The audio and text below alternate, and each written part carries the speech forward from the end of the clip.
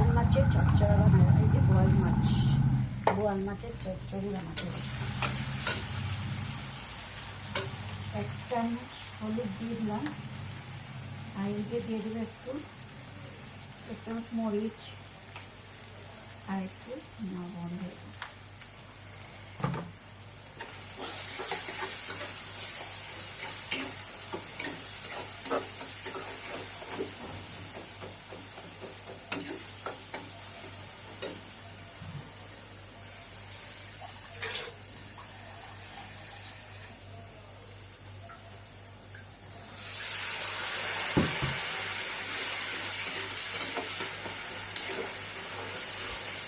ভালো করে মশলাটা এইভাবে নাড়াচাড়া করে হলুদ মরিচের গুঁড়ো নুন দেওয়ার পর তারপর আমি মাছগুলো দিয়ে দেবো।